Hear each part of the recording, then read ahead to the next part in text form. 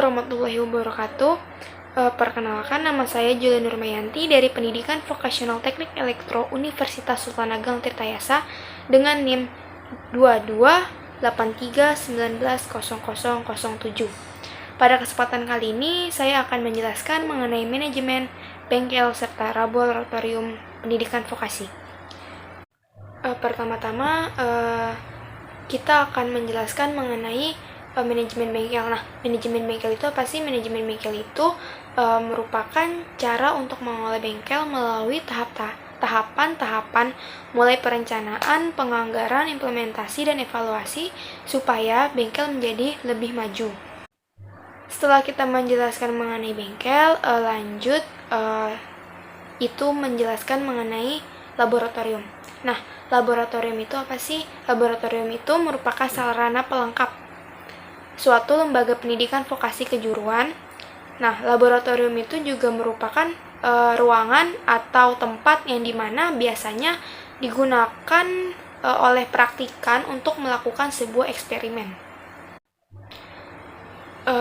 Di dalam pendidikan vokasi dan kejuruan, keberadaan bengkel dan laboratorium itu sama pentingnya seperti kelas.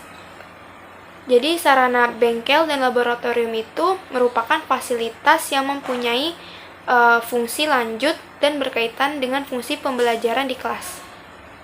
Bengkel dan laboratorium vokasi dan kejuruan merupakan tempat untuk mengaplikasikan keterampilan praktikan guna memproduksi suatu barang, layanan, ataupun jasa yang bermanfaat bagi masyarakat. Di dalam laboratorium, para praktikan itu nanti akan dilatih untuk melakukan sebuah eksperimen mengenai suatu teori formula tertentu untuk menemukan suatu keyakinan. Nah, keyakinan ini nanti akan menerapkan sebuah teori dalam kaitannya dengan tindakan profesional tertentu. Nah, manfaat dari manajemen bengkel laboratorium itu, jadi manfaat bengkel dan laboratorium pendidikan vokasi dan kejuruan yaitu bermanfaat untuk meningkatkan pengetahuan keterampilan dari yang paling sederhana sampai ke tingkat melakukan sebuah praktikum, dan dimana itu akan menghasilkan sebuah proyek. Selain meningkatkan keterampilan dan penerapan suatu teori, praktikan juga akan dibentuk kedisiplinannya dalam bekerja secara mandiri ataupun kelompok. Di dalam laboratorium dan bengkel itu mempunyai beberapa indikator. Nah, indikator bengkel yang baik itu apa aja sih? Yang pertama itu perlu yang namanya tempat luas atau tanah yang memadai untuk akses kegiatan pendukung kegiatan proses belajar mengajar praktik. Misalnya, kenapa demikian? Misalnya gini, untuk mengeluarkan atau memasukkan alat-alat praktik dan faktor keamanan dari kebakaran. Selain itu juga yang kedua, ada indikatornya itu mudah diakses. Kenapa mudah diakses? Karena mudah diakses itu untuk kendaraan transportasi bagi penyedia bahan praktikum untuk pengembangan peralatan tertentu.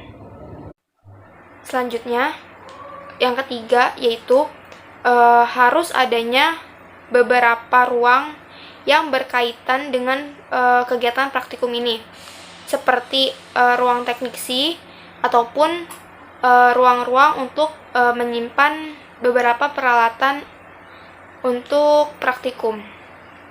Selanjutnya itu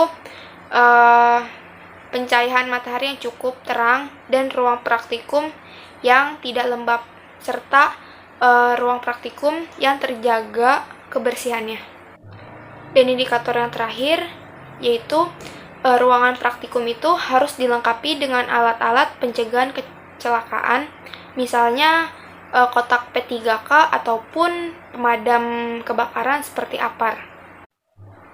Nah, Di dalam sebuah bengkel ataupun laboratorium pendidikan vokasi, perlu adanya perawatan. Nah, macam-macam perawatan itu apa aja sih?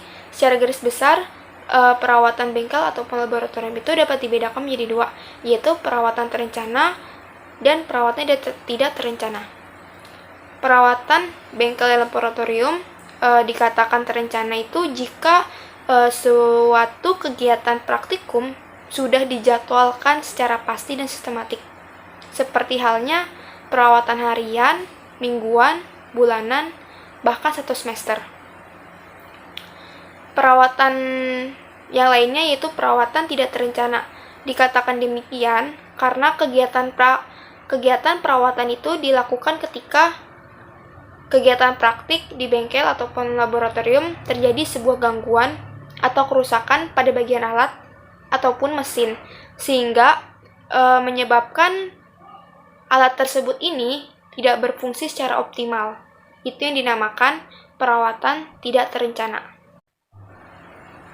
Selanjutnya, di dalam bengkel dan laboratorium pendidikan vokasi itu harus ada yang namanya K3, keselamatan kerja. Jadi keselamatan kerja itu semua usaha dan upaya yang direncanakan secara sistematis agar mereka dapat bekerja secara maksimal. Keselamatan kerja menurut Ragil 2008 dan Sumakmur 1993 adalah keselamatan yang bertalian dengan orang mesin dan lingkungannya, serta cara melakukan pekerjaannya. Selanjutnya yaitu ada yang namanya alat-alat untuk membantu keselamatan kerja. Yang pertama itu yang paling utama adanya pemadam kebakaran.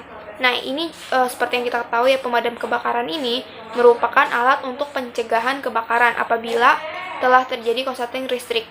Yang kedua itu ada hidran air. Hidran air itu seperti halnya pemadam kebakaran, yang dimana merupakan alat untuk pencegahan kebakaran apabila telah terjadi korsleting listrik pada alat uji praktikum.